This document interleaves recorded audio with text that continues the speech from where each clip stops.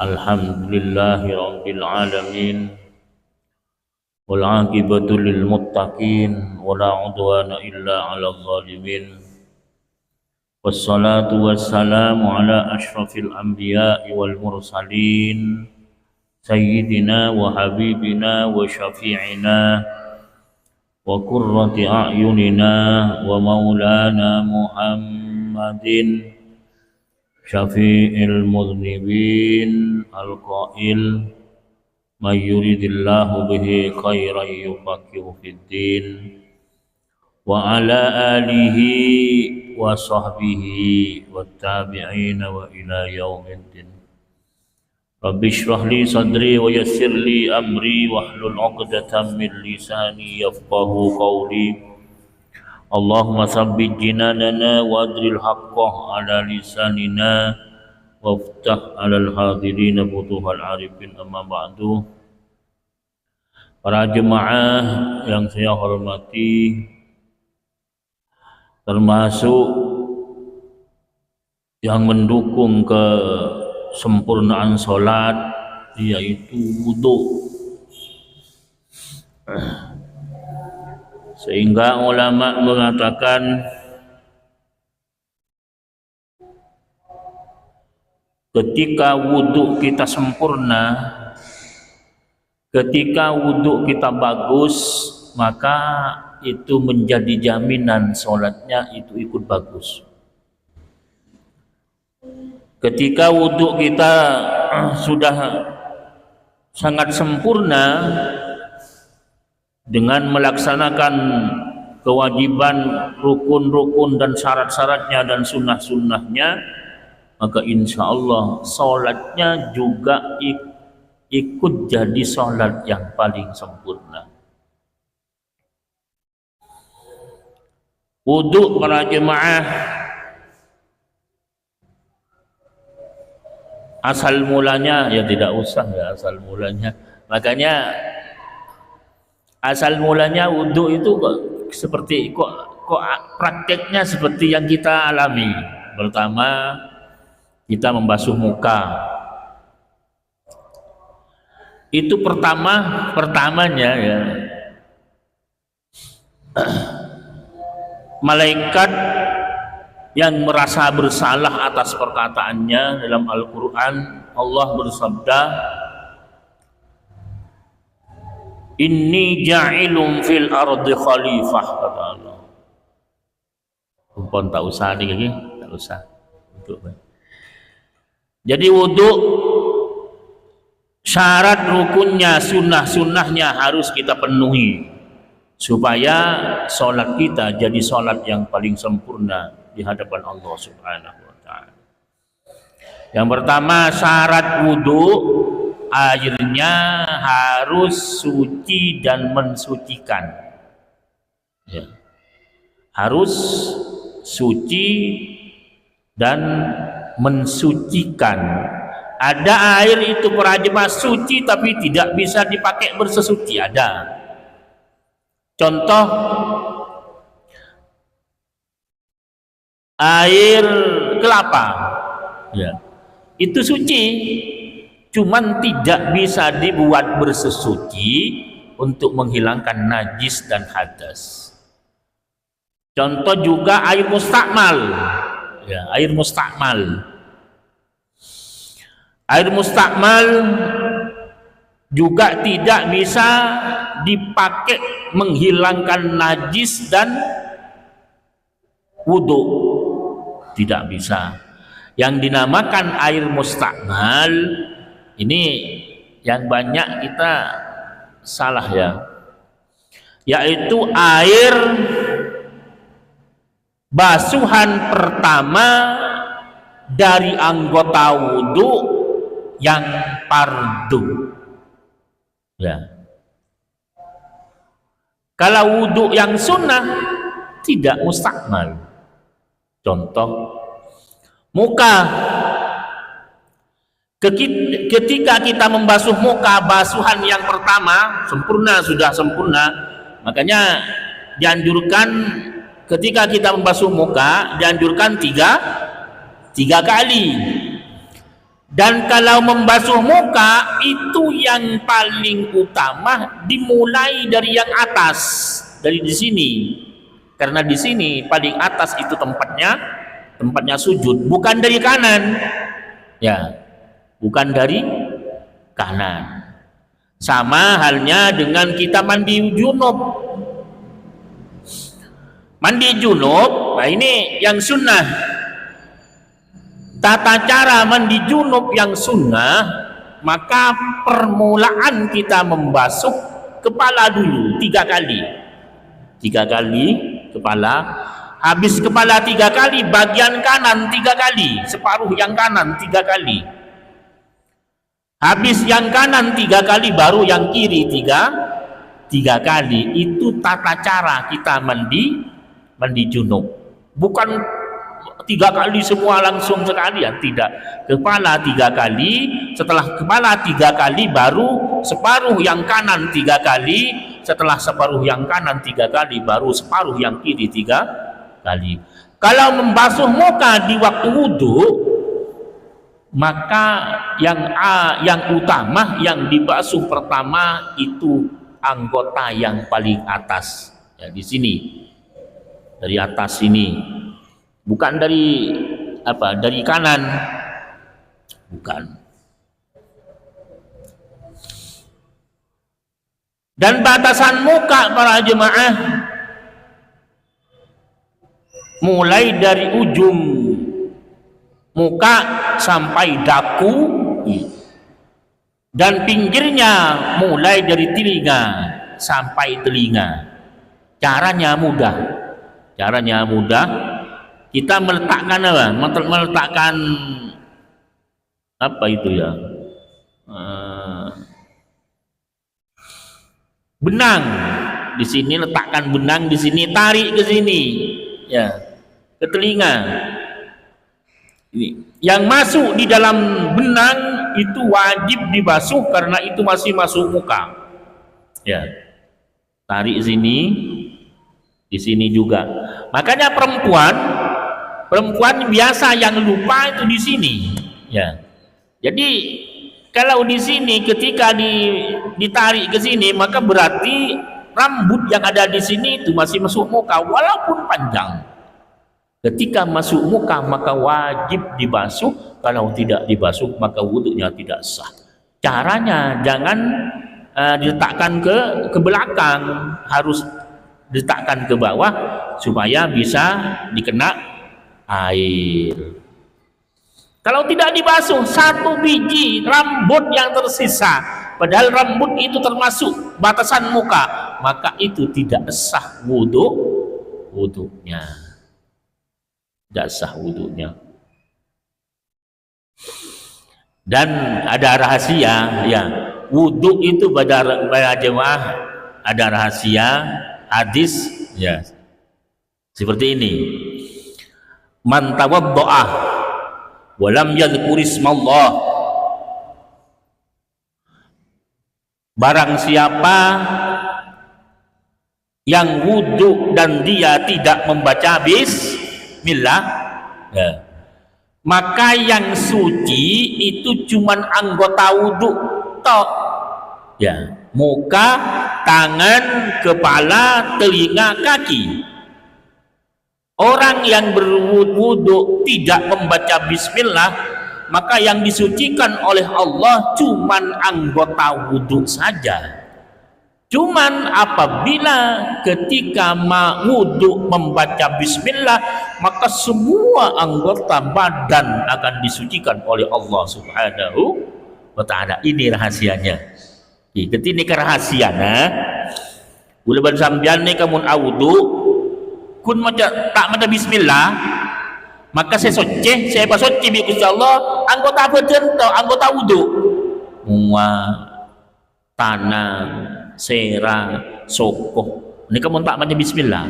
Mun maca bismillah, maka anggota wudu kapi, anggota badan ini kapi bekali pasoce serang ajunanipun Allah Subhanahu wa ta'ala. Bedanya cuma 1 kuncinya, ketika kita mau melaksanakan wudu kita baca Bismillahirrahmanirrahim. Cuman Kalau sampian wudhu di kamar mandi sampian yang ada wisinya, haram baca bismillah kalau dilafatkan.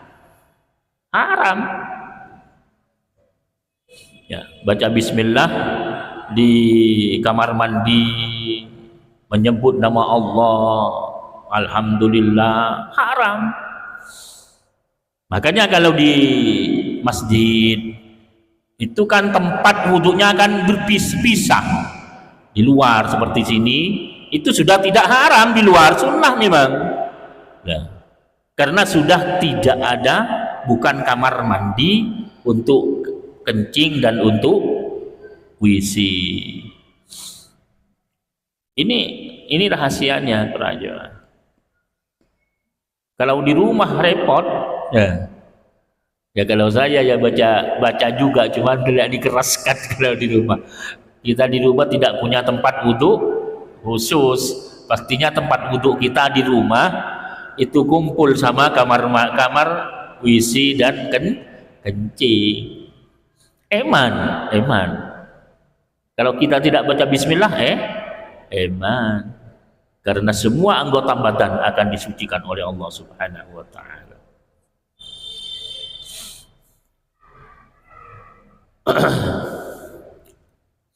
Yang kedua, syarat wudhu yang kedua, paham ya? Jadi yang mustakmal, air pertama yang jatuh dari muka yang pertama.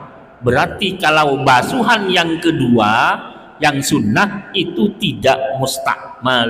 Dengan artian kalau basuhan yang nomor dua, walaupun sampai diambil lagi dipakai basuhan yang ketiga atau dipakai basuhan untuk tangan, maka itu cukup wudhunya, karena basuhan yang kedua itu tidak dinamakan air mustakmal.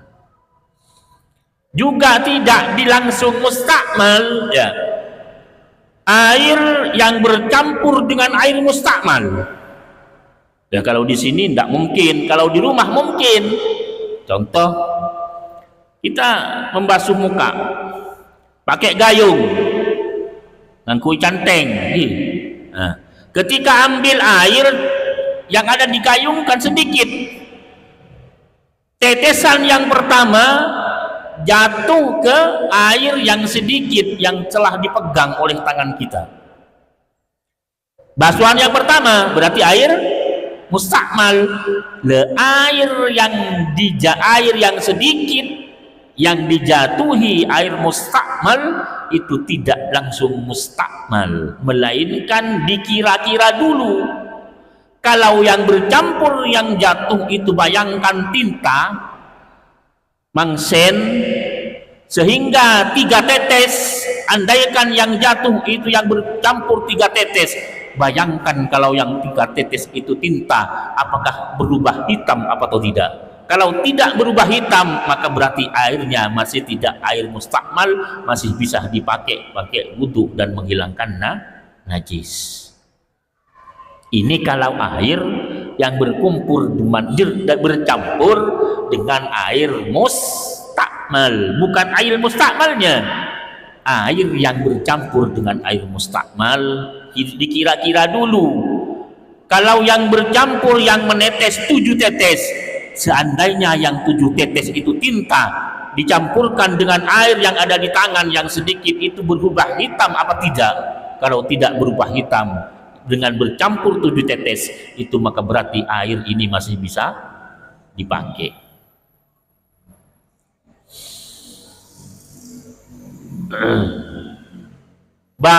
Baunya dikira-kira dengan mawar ya.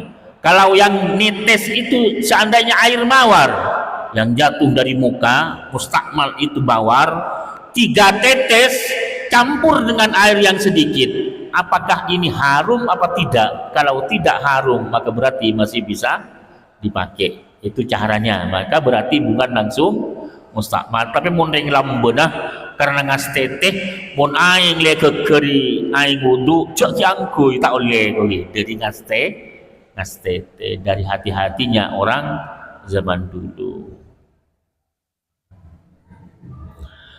Wasaniha tiding yang kedua jaryumain ala adwin, yaitu airnya harus mengalir kepada anggota, harus mengalir, tidak cukup dengan dibasuh, ya. Bukannya kita ambil air dibasuh segini, nggak cukup, ya.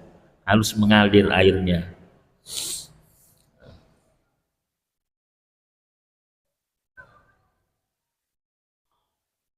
Yang ketiga,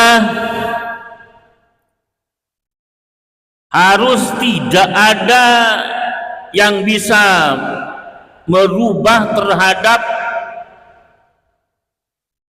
rubahnya air. Contoh di anggota wudhu ada apa? Ada sesuatu yang sehingga ketika airnya apa? Dituangkan, maka airnya itu berubah, maka tidak sah. Contoh perempuan kalau pakai apa? Pakai apa nang? Bedak gitu. Pakai bedak, pakai tebelah. Bila pun bedan tek oso dulu, langsung wudu. Lah ni kemun aing sayang kui nikah kira-kira bet au be, maka wudu ni kata sah. Wudu ni kata sah. Yang ketiga, harus tidak ada penghalang dari nyampeknya air kepada anggota. Contoh tinta, cat. Cat itu biasanya biasa. Kalau di anggota wudhu kita ada cat, maka berarti wudhunya tidak sah, dihilangkan dulu. Kalau di anggota kita ada tinta, maka wudhunya tidak sah. Ini biasa.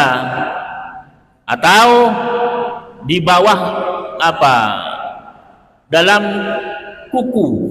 Nah, makanya disunahkan, kuku itu disunahkan tiap Jumat, hari Kamis itu dipotong. Sunnah. Ketika kita memotong kuku di hari Jumat sore, maka anak kita akan jadi anak yang alim. Ya. Kalau dipotong di hari Kamis yang sore, maka menjadikan rizkinya itu mudah, lancar, dan anaknya akan jadi anak yang alim.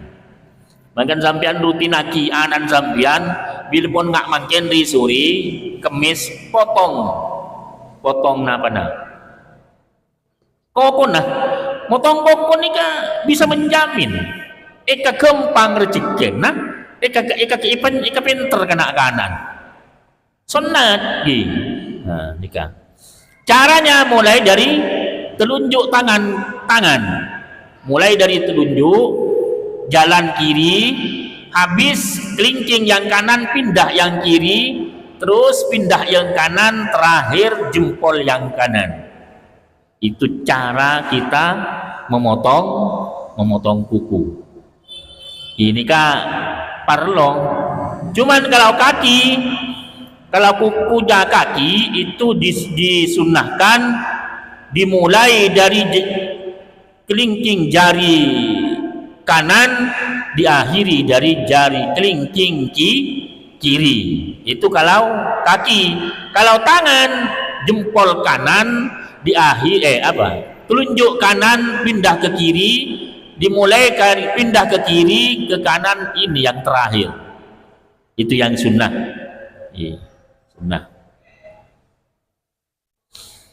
Mungkin beda kotor nah dalam nikah. Anika bersih wudu tak sah monjek kotoran. Cuman menurut Imam Ghazali,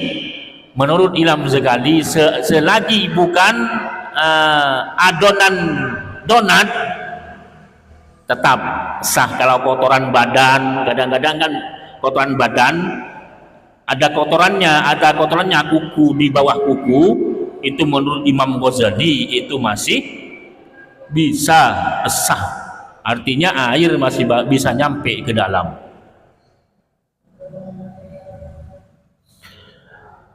Yang pertama, fardunya wudu, yaitu ada 6. Pertama niat, biasa niat ya, jangan was-was niat. Kata saya yang tadi, ketika kita mengatakan nawaitul wudu'a li raf'il hadasil asghari fardhal lillahi ta'ala, berarti ketika fardhal lillah niatnya sudah selesai. Ketika kita niat nawaitul wudu'a, niat sudah bersamaan dengan di hati, cukup sudah. Malah ada ulama mengatakan ya, kalau sekiranya jadi was-was, ada ulama Imam Abu Hanifah niat itu tidak wajib. Sesuai niat sampean nggih. Ujak mangken ambu aing apa tak ada jeding. Nawa. Tak demar senawa. Mun lepon dak nikah noro Imam Abu Hanifah niat tak wajib. Empon mare. Ujak was-was tak empon. Caranya kita menghindar dari penyakit was-was, lawan, tidak sah, wis tak ngurus, pokoknya kok amare wudu tak ngurus, sah tak sah terserah. Itu caranya, tidak ada lain berjemaah, tidak ada lain. Yang kedua, membasuh muka. Kata yang tadi, cara kita membasuh muka yaitu dimulai dari anggota paling atas. Di sini pertama cara kita itu sunnah para jemaah. Ketika kita mengerjakan sunnah, maka berarti kita akan mendapat pahala dan mendapat penghargaan dari Nabi Muhammad Sallallahu Alaihi Wasallam. Kedua, membasuh kedua tangan. Ketiga, membasuh kedua tangan. Yang sunnah membasuh kedua tangan mulai dari ujung jari-jari tangan, dari sini ya, bukan dari sini. Awal kita cara membasuh tangan, caranya mulai dari ujung jari-jari tangan ya, sini. Itu yang sunnah. Bonipah imuruk dengan tuh, sampean kan biasa teluk di nikah, si sunat dari nikah. Makanya para jemaah, saking hati-hatinya ulama dulu, kiai saya para jemaah, di waktu sakit itu sudah, di waktu guru saya pengasuh pondok pesantren Al-Ishab Kelabaan Sumeneb Kiai Haji Habibullah, Allahumma fillahu wa nafa'na bi ulumi, itu sudah sakit, tidak bisa duduk, tidak bisa, yang sehingga yang biasa mengwudui itu biasanya khaddam. Di waktu itu khaddam tidak ada, jadi yang mengambil wudhu, yang merewangi itu putranya. Saya ini berani mengomong karena yang ngomong sendiri, yang cerita itu beliaunya ya, yang sekarang jadi guru saya, pengasuh pondok pesantren Al-Ishab. Katanya ketika nyampe ke basuhan tangan dimulai dari ini katanya, karena kan sudah tidak biasa. Yang biasa khaddamnya tidak ada, jadi putra yang paling tua yang mengambil, yang merewangi. Ketika disiram dimulai dari ini, langsung katanya, wah disuruh keluar, kamu keluar. Wudhu itu bukan seperti itu yang benar. Wudhu itu mulai dari ujung jari. Padahal para jemaah, ada ulama yang mengatakan ketika yang menyiram itu orang lain disunnahkan dari sini ya. Cuman yang paling kokoh unggul perkataannya tetap disiram sendiri atau orang yang menyiram orang lain, tetap sunnah dimulai dari ujung jari-jari tangan. Pakun tanda, padahal beda ulama sacebu mun orang lain senyilen sunat mulai dari pagelengan lengan enteng pakun untuk ani kemun orang lambena makan buluban sampian biasa gitu ya, biasa. Dan ketika membasuh tangan Dan kaki sunnah diselah-selai di antara jari-jari kaki, jari-jari tangan. Ya, seperti ini caranya. Kita wudhu seperti ini. Itu sunnah. Takut di sini tidak kena air. Juga kaki sunnah. Ya. Kalau kaki itu para jemaah mulai dari yang kanan, ya, yang kanan itu pakai yang ini. Gini. Itu sunnah. Loh, apakah kita kalau tidak mengerjakan sunnah? Ya tidak, dosa. Cuman kita tidak bersambung dengan Nabi Muhammad Sallallahu Alaihi Wasallam. Suatu saat ya, Imam Taqiyuddin itu para jemaah ambil wudhu, itu lupa. Ketika nyampe di tangan tidak diselah-selai biasa, disiram biasa, tidak seperti ini. Ya. Ini kan sunnah. Ketika dia selesai wudhu karena dia lupa, bukan dia biasa lupa. Makanya para sampian, jangan, ayo kita usahakan tidak pernah ketinggalan ketika membasuh tangan di sela-selai seperti ini. Sunnah. Jari-jari kaki juga seperti itu, pakai ini. Ya. Imam Taqiyuddin ketika wudhu lupa, tidak diginikan airnya. Ketika dia tidur tengah malam, langsung ada suara. Seperti itu perilaku sampian, yang sampian mengaku cinta Nabi Muhammad Sallallahu Alaihi Wasallam. Sunnahnya tidak engkau kerjakan. Nggak dirinya bukan ngucap cinta ke Nabi, tapi sunnah tidak kalah kok. Padahal kun tak ngelakoni sunnat nikah, langsung ada teguran pada jemaah. Makan bukan sampean biasa tak laku gitu, lakunuk. Wah, mari, anjir lesoh itu sunnah Rasulullah Sallallahu Alaihi Wasallam. Kalau sunnah itu bayangkan para jemaah, ya ada Imam Fudail Ibni Iyad. Imam Fudail Iyad itu membasuh muka 2 kali, kan sudah 3 kali kan? Membasuh muka 2 kali karena juga lupa dia. Ketika dia tidur juga seperti itu, langsung didatangi, kamu mengaku cinta Nabi Muhammad sedangkan sunnah Nabi Muhammad tidak engkau kerjakan. Apa? Tidak membasuh muka dan tangan 3 kali, cukup dengan 2 kali. Mangkan bulan sampean sekalian tok. Anika Imam Fudail Ibni Iyad anika membasuh muka 2 kali ketika bangun tidur, ketika tidur di tengah malam, langsung ditegur mengucap cinta ke Nabi Muhammad, tapi sunnah tebentek kalako basuhan mukanya cuma 2 kali, tidak sampai 3 kali. Ayo para jemaah, galakkan kita sunnah. Apalagi kita masuk masjid, ya ada sebagian orang soleh, ba'du sholihin, itu mau masuk masjid. Ya. Ketika mau masuk masjid para jemaah lupa yang kiri yang dimasukkan pertama. Kalau mau masuk masjid yang sunnah yang pertama yang kanan.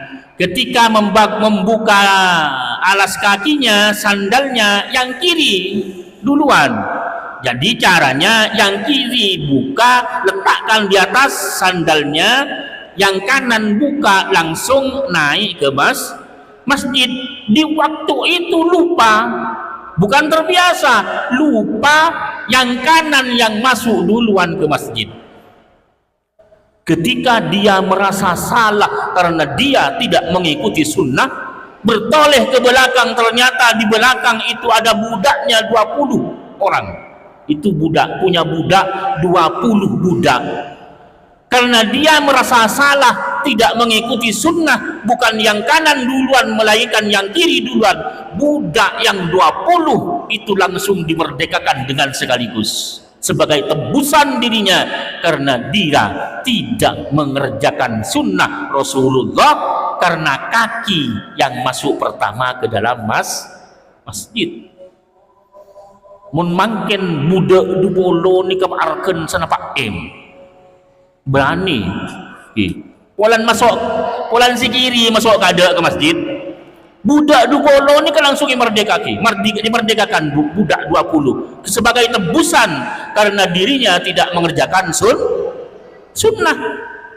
Mun sampian kalau nak manyaman ya ada ban gila songonong ke si kiri kada terus arapa tepus jadi ban tahu cak kunda sunnah kuah cak kunda sunnah. Ini buktinya ketika kita mengatakan itu cuma sunnah, maka berarti di hati kita tidak ada Rasulullah sallallahu alaihi wasallam. Semoga kita semua bisa mengerjakan sunnah Rasulullah, mulai dari masuk ke masjid, mulai dari membasuh wudhu 3 kali dan diselah-selah jari-jari tangan kita, yang sehingga nanti kita bisa berkumpul dengan baginda Nabi Muhammad sallallahu alaihi wasallam.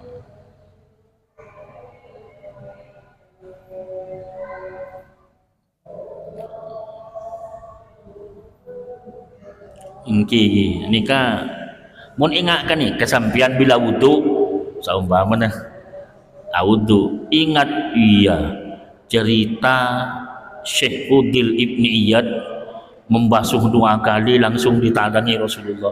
Ketika kita membasuh 1 kali langsung ingat, ya Allah takut nanti saya dimarahi oleh Rasulullah. Maka kerjakan. Ketika wudu di waktu kita membasuh tangan malas untuk menyela-nyelai jari-jari kanan tangan, langsung kita ingat cerita. Ada ceritanya Imam Taqiyuddin dulu lupa tidak menyelah-nyelai tangannya, langsung ada teguran langsung karena dia tidak mengikuti sunnah Rasulullah.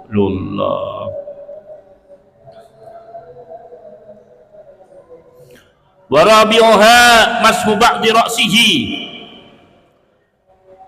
Paham gi? Paham. Yang nomor 4 yaitu membasuh sebagian kepala. Cukup kepala ya, telinga ini masuk kepala.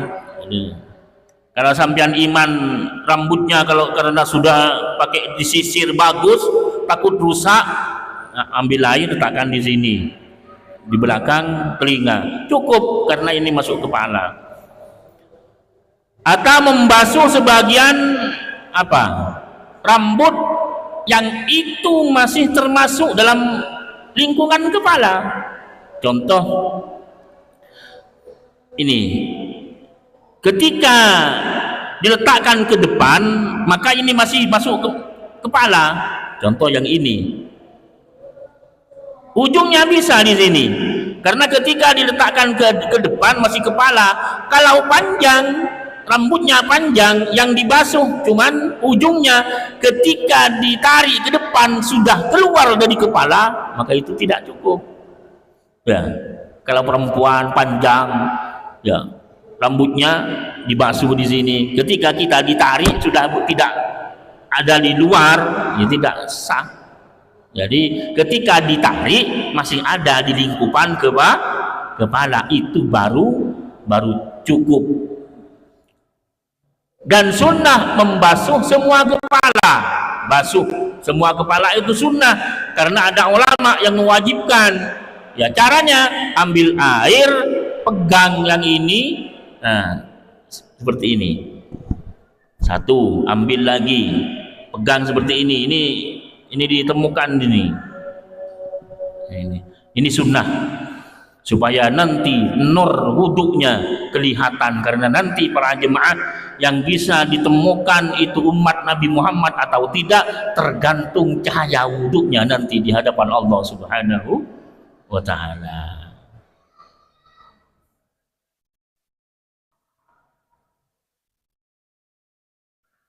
Kiabit ke alena atau mau ledeng-deng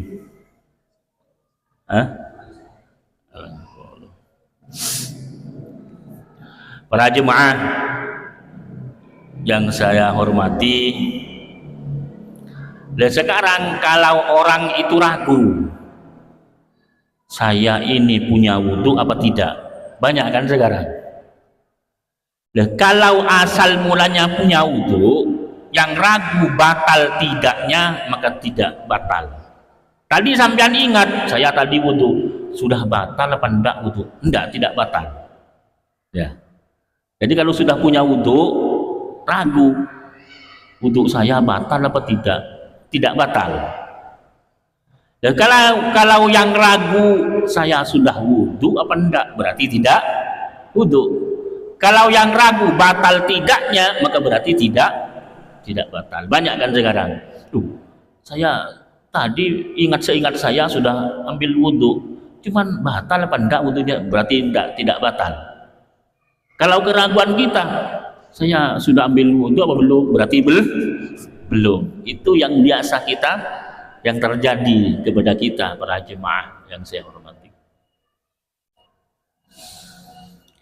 Kalau ragu dalam kesempurnaan, tidak apa-apa. Tidak apa-apa.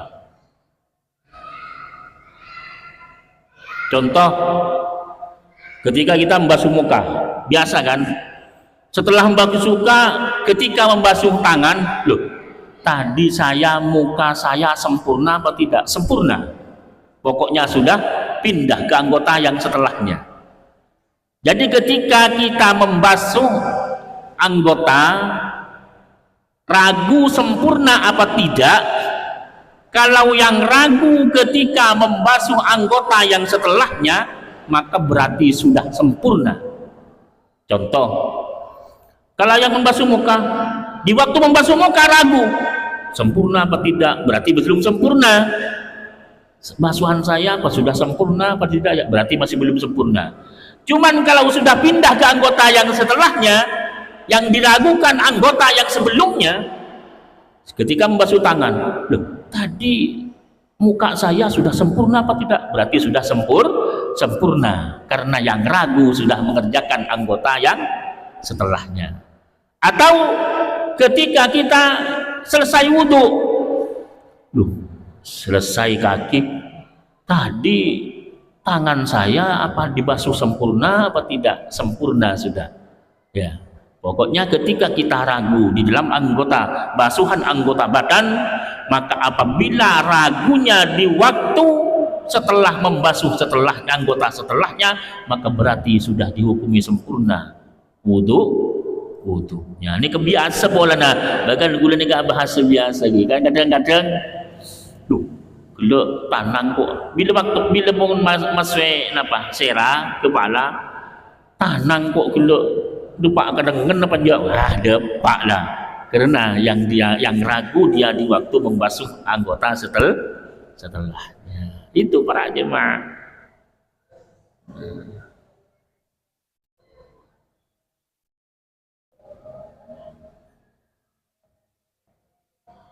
Wa sunnah lil mutawaddi'i tasmiyatun awwalahu. Disunnahkan orang yang mengambil wudhu membaca bismillah sebelum wudhu. Sunnah wudhu pertama bismillah. Kata yang tadi, rahasianya orang yang wudhu membaca bismillah, maka yang disucikan oleh Allah semua badan, anggota badan suci. Kalau ketika mau wudhu membaca bismillah, bismillahirrahmanirrahim wudhu, maka bukan cuma anggota muka dan tangan yang suci. Ketika kita mengambil wudhu tidak baca bismillah, maka yang disucikan oleh Allah cuma anggota wudhu saja. Muka, tangan, kepala, dan kaki yang lainnya tidak dihukumi suci oleh Allah subhanahu wa ta'ala. Yang kedua, paham gini, ini kekelakuan iman sampean, iman. Seumpama lupa di awal wudhu, di awalnya lupa, ketika pertengahan ingat di waktu membasuh tangan, oh iya saya tadi belum membaca bismillah, langsung membaca di pertengahan dengan bahasa bismillahi awwalahu wa akhirahu, atau membaca bismillahi fi awwalihi wa akhirihi. Sama dengan kita makan saking enaknya lupa, di tengah makan kita ingat, saya tadi masih belum baca bismillah, langsung baca bismillahi awwalahu wa akhiruhu, maka setan langsung dimuntahkan. Ketika kita makan tidak baca bismillah, maka setan itu ikut makan. Ketika lu ingat-ingat baca bismillah, maka yang punya setan dimuntahkan langsung. Sama halnya dengan kita kumpul suami istri. Nikah. Rahasianya ketika kita kumpul suami istri membaca bismillah, maka setan tidak ikut.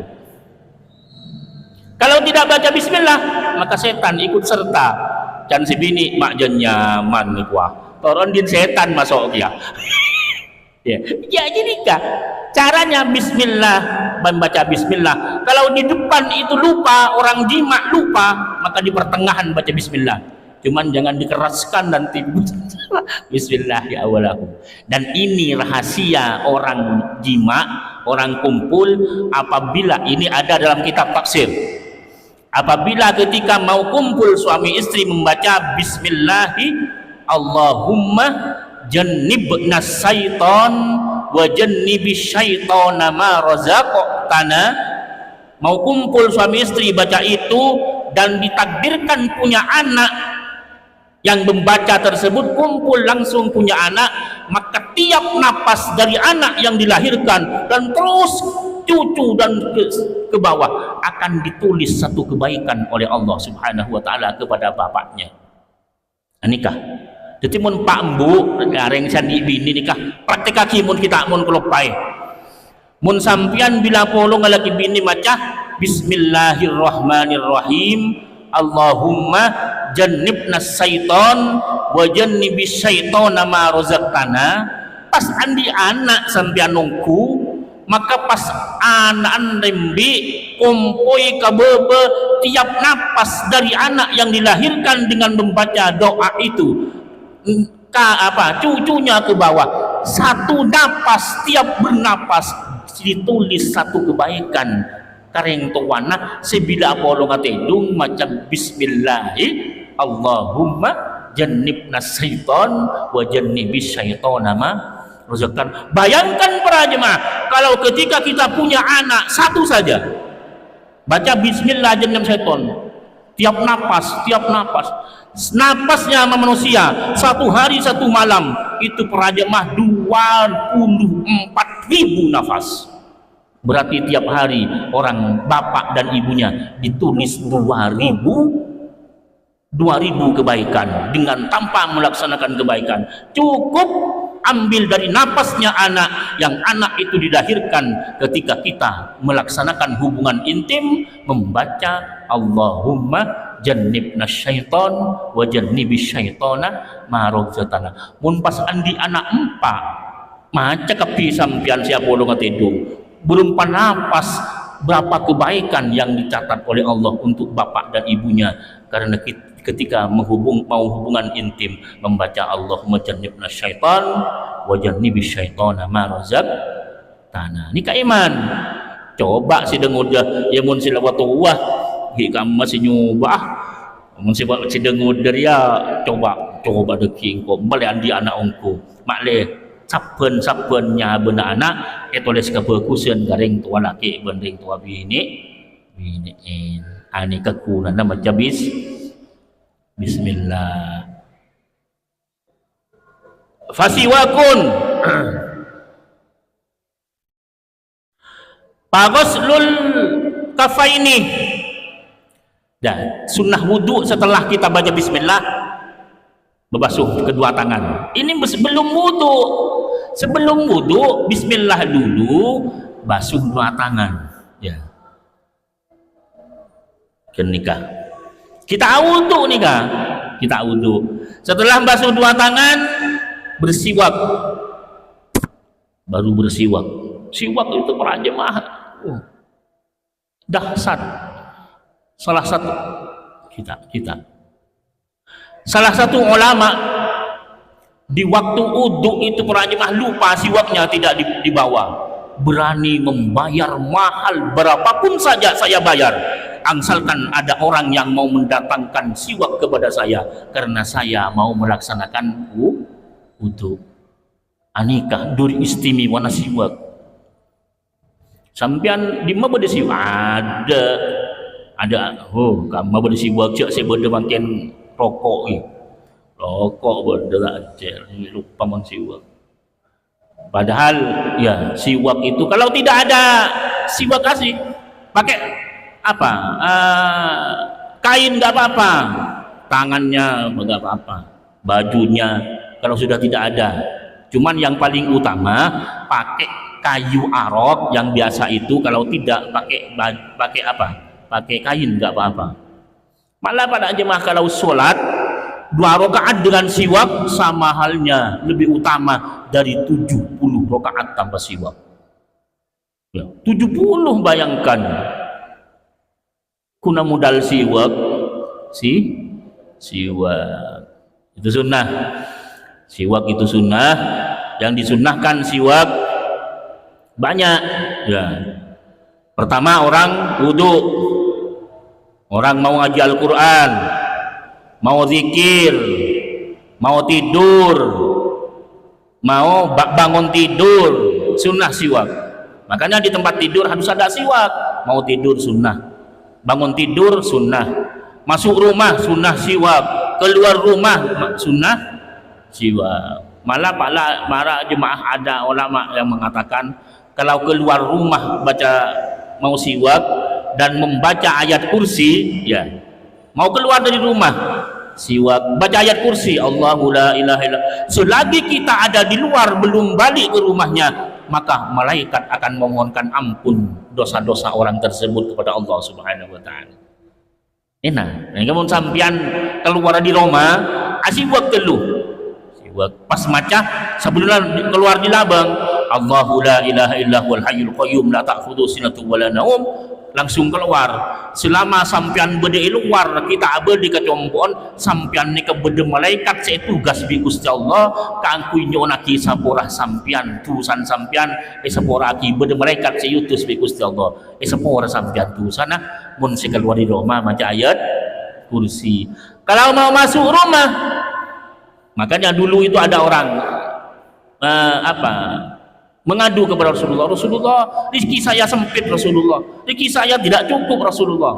Begini aja, nanti kalau kamu masuk rumah siwak dulu, mau masuk rumah siwak, setelah siwak kamu baca surat Ikhlas 3 kali, Qul huwallahu ahad Allahu samad lam yalid wa lam yulad wa lam yakul 3 kali, baru masuk rumah. Kalau ada orang memanggil salam, kalau tidak ada orang membaca assalamu alayna wa ala ibadillahis sholihin. Jadi baca surat Ikhlas 3 kali, baca assalamu alayna, sebaiknya ditambah assalamu alayka ayyuhan nabi wa rahmatullahi wa barakatuh, assalamu alayna wa ala ibadillahis sholihin. Akhirnya masuk.